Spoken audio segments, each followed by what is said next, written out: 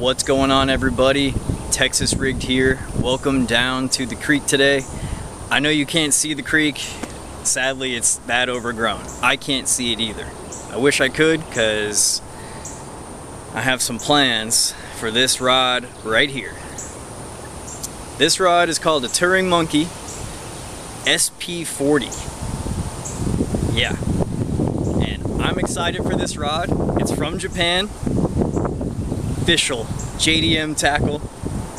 So I'm gonna give you a rundown on it and give you reasons why you need it in your fishing arsenal. Let's get into it, y'all.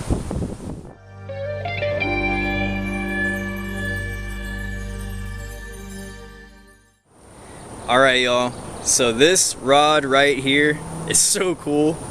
This is called a Turing Monkey SP-40.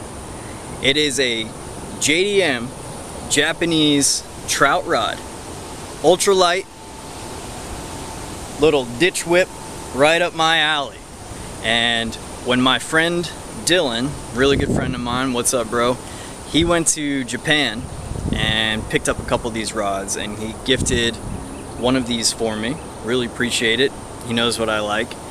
And I got the pink color, which I'm actually really excited for because it's high vis, and I'm a sucker for high vis rods. That's why I like yellows, oranges, stuff I can't lose. Sadly, sometimes I'm clumsy and my eyesight's going as I get older, you know. So all you old trout fans and trout fishermen out there looking for a high vis rod that's glass from Japan, this might be up your alley. They're super cheap too. So from what I know about this rod is it's a glass construction. It is 4 feet long. So it's a short little rod. You can stow this in your Toyota Corolla back seat or the trunk super easily. No excuses there, y'all. It uses 2 to 4 pound line. Choose whatever you want, whatever you're fishing for. You can obviously, you know, find something that works really well for you. Gives you a lot of options. And I paired it with a Kast King Centron 500. I don't have line on it yet. I most likely am going to start with 4 pound line and see how the rod handles that. Because I do want the ability to use this as like a go-to ultralight option for bass fishing. I've caught really large fish on ultralight tackle and rods before. The Fenwick Elite Tech River Runner was my main go-to, and I still have it today. I will use it in the future. But this is like a miniature version of that, so it's like more, hang on, I'm getting blown away here. This is a miniature version of that, so it's a little bit more packable, a little bit more stowable for you guys who might be out on the trail. Maybe you want to go camping and have an arsenal of rods that don't take up too much space, but you can get your kids and maybe your wife or your girlfriend on some fish out of the campground, down at the river, get their first rainbow trout on a JDM glass rod. I'm serious, this is right up a lot of y'all's alley. I already know it, I'm convinced. I haven't even fished with it yet, but I have enough experience with ultralight rods to know kind of about what this is going to be able to handle. With proper drag settings, you will be able to haul in good fish with this. It's not like a type of rod where you can lift them up on the dock if you catch a big bass. You're going to have to get down on your knees and pick them up. Children, if your grandpa or whatever catches a big bass, get down there and pick up that fish for him. But this is a really good option, and I think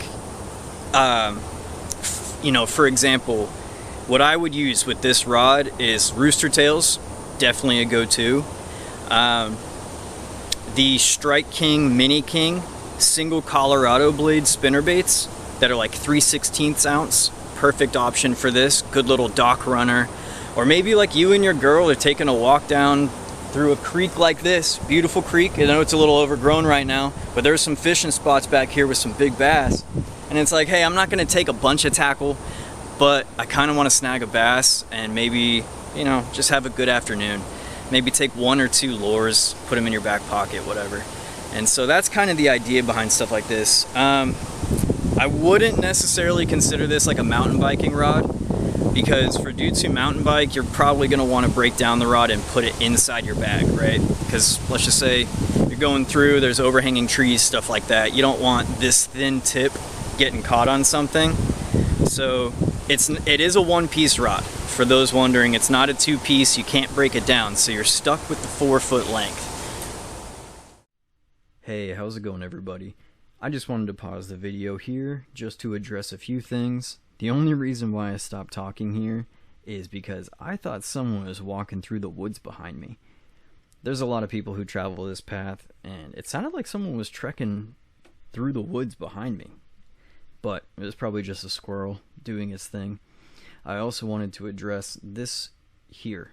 This mark is not on my neck, I swear. This is a crack in my camera lens. My camera was in a car accident with me a few years ago.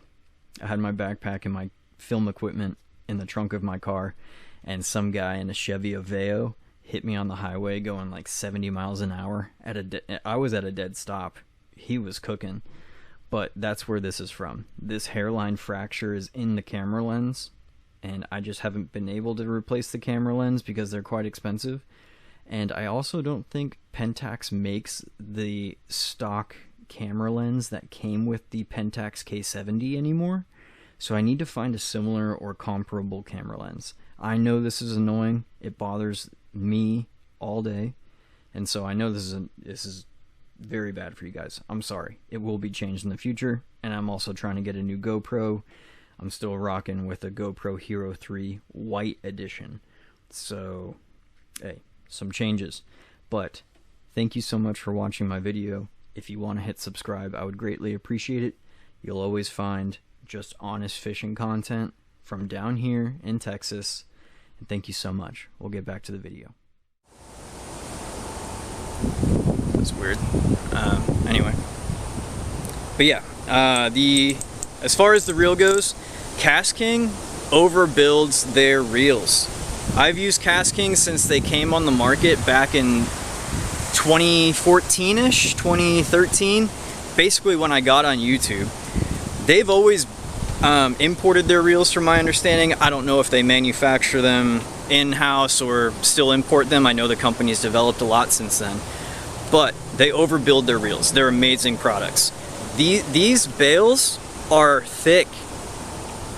Like, these are chunky. And to have this on a little Kast King Centron, which is essentially like your ultralight or ice fishing model, this is a great reel. It's 5:2 to 1 ratio, 5.2 to 1 ratio, and then I think it's 9 ball bearings, 9+1. Like, you're in the market of a really good product, like, that costs a lot more than what these are advertised for. So, as far as the colors for this rod, like, if you wanted to gift this to your kids or something, there's a bunch of different color options. I got the pink one, which is like, it's not sparkly or anything, but it's super high vis. That's what I like about it.